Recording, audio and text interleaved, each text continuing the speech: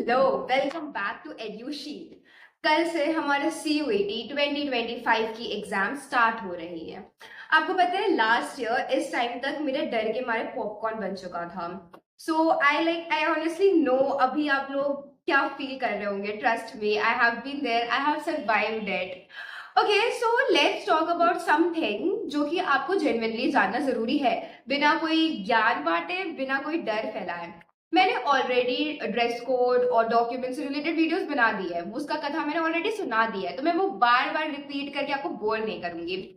But यहाँ पे कुछ बात करते हैं आपकी सेंटर पे होने वाली चीजों की, जैसे कि सबसे पहला है हमारा कंप्यूटर स्क्रीन। देखिए, हमारा कंप्यूटर स्क्रीन ना कभी कभी ऐसा होता है कि जब आप टेस्ट दे रहे होते हो वो अचानक से ऑफ हो जाता है। इस मोमेंट पे ना आपको बिल्कुल भी पैनिक नहीं करना है, ये दिस इज वेरी नॉर्मल। वहां के प्रेजेंट इन्विजिलेटर को आप बुलाओ, वो 2 मिनट में उसे ऑन कर देंगे, बस एक क्लिक करना होता है और वो ऑन हो जाता है। So it's like very chill, अगर वो होता है तो आप बस बुलाना और वो ठीक हो जाएगा। सेकेंड, जब आप जाओगे वहां पे आपको लॉग इन करना होगा। लास्ट ईयर तक हमारा लॉग इन ID हुआ करता था हमारा date of birth, so maybe इस ईयर भी वही हो। अगर नहीं भी हो तो वो इन्विजिलेटर आपको बता देंगे, जो भी प्रोसेस होगा वो सब कुछ बहुत नॉर्मल होता है। कंप्यूटर के राइट हैंड साइड में आपका काउंटडाउन रहेगा, तो आपको किसी से भी टाइम पूछने की, या अगर उस रूम में घड़ी नहीं है तो उस चीज का टेंशन लेने का जरूरत नहीं है। वहां पे दिखाई देते रहेगा कि आपके पास 50 मिनट है, आपके पास 40 मिनट है, 30 मिनट है, जितना भी टाइम अलॉटेड है उस पर्टिकुलर एग्जाम के लिए। Second one is let's talk about the colours. What does green colour mean? Green colour का मतलब होता है कि वो क्वेश्चन जिसके आंसर को लेकर आप पूरा 100% श्योर हो, ठीक है, and आपने वो मार्क कर दिया है। फिर होता है पर्पल विद टिक मार्क। सो ये वो सारे क्वेश्चन है जो आपने मार्क तो किया है but you are like not very sure, तो जब आपका एग्जाम खत्म हो जाएगा तो आप फिर से उस क्वेश्चन को एक बार रेफर करना पसंद करोगे। The third one is plain purple colour. इसका मतलब होता है वो क्वेश्चन जिसका आंसर आपको नहीं पता है, बट लेट्स से एग्जाम देते टाइम आपको आंसर याद आ जाए, तो पूरे एग्जाम खत्म करने के बाद आप फिर से वापस आना पसंद करोगे इस क्वेश्चन पे। एंड एक होता है प्लेन व्हाइट कलर। इसका मतलब होता है नॉट आंसर, मतलब कुछ ऐसा क्वेश्चन पूछ लिया जिसके बारे में आपको पता ही नहीं था और आपने ये प्लेनली छोड़ दिया है। मार्क और रिव्यू को ना कंसिडर किया जाता है। लेट्स से आप एग्जाम दे रहे थे एंड देन फिर आपको टाइम थोड़ा कम पड़ गया और आप दे ही रहे हो, तब तक में सबमिट हो गया पेपर। सो उस केस में टेंशन मत लीजिएगा, आपका ग्रीन वाला यानी कि the confirmed answer and the purple with the tick mark दोनों ही कंसिडर किए जाएंगे।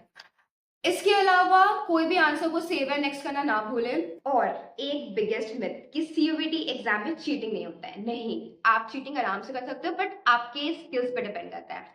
सी, आप ना अलॉटेड टाइम से पहले पहुंच जाओगे तो उसकी वजह से आपको आधा घंटा 45 मिनट्स ऐसे ही बैठना पड़ेगा, तो उस मोमेंट में चुप्पन रहना, नेटवर्किंग करना, अगल बगल वाले लोगों से बात करना, ठीक है, एंड देन उसे पटा लेना एंड उसको बोलना कि ब्रो कुछ क्वेश्चन का आंसर तू मुझसे पूछ लेना, कुछ का आंसर मैं तुझसे पूछ लूंगा।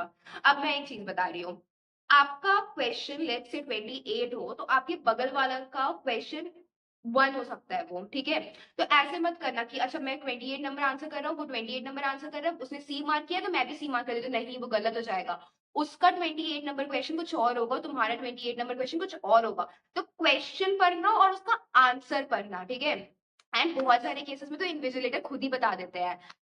तो लेकिन हाँ, बहुत ज्यादा भी ये चीज मत करना, बिकॉज कुछ कुछ इन्विजिलेटर्स होते हैं जो कि काफी स्ट्रिक्ट होते हैं, तो थोड़ा सा दिमाग लगा के करना।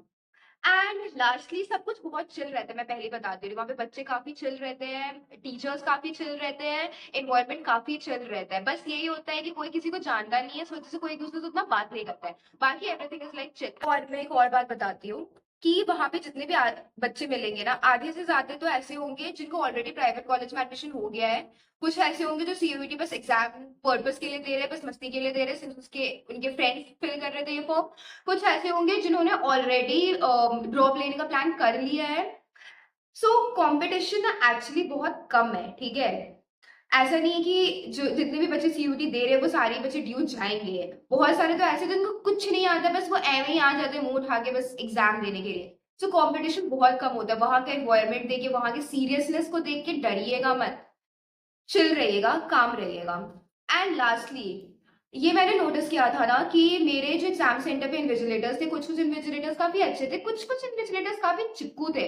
सो इन्विजिलेटर से ना बात मत करना, वरना फिर तुम्हारा बिना मतलब का टाइम वेस्ट होगा। लेट्स से तुमने अपना एग्जाम जल्दी कंप्लीट कर लिया है एंड तुम बात कर रहे हो, बट फिर तुम ये भी तो सोचो ना कि तुम्हारे अगल बगल वाले इंसान जो तुम्हारे बगल में बैठा है वो अभी भी एग्जाम दे रहा है, तुम्हारे बात करने की वजह से, तुम्हारे हंसने की वजह से उसको डिस्टर्बेंस होगा।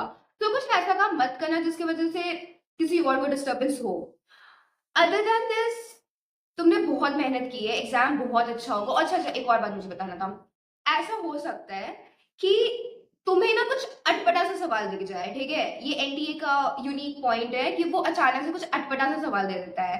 वो सवाल देख के घबराना मत, अगर तुम्हें नहीं आता है तो किसी और को भी नहीं ही आएगा वो क्वेश्चन, ठीक है?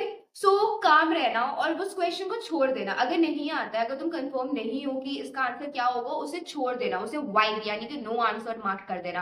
क्योंकि अगर आप आंसर कर दोगे और वो बाई चांस गलत निकल गया तो फिर तुम्हारा माइनस मार्किंग हो जाएगा। सो उसे छोड़ देना, आगे बढ़ना और एकदम रिलैक्स रहना, सब अच्छा जाएगा। तुमने बहुत मेहनत की है, तुम्हें सब आता है, एंड जो होगा सब बहुत अच्छा होगा। Remember, if you have any doubt related to document, related to dress code, anything, you can always comment. Bye bye and take care.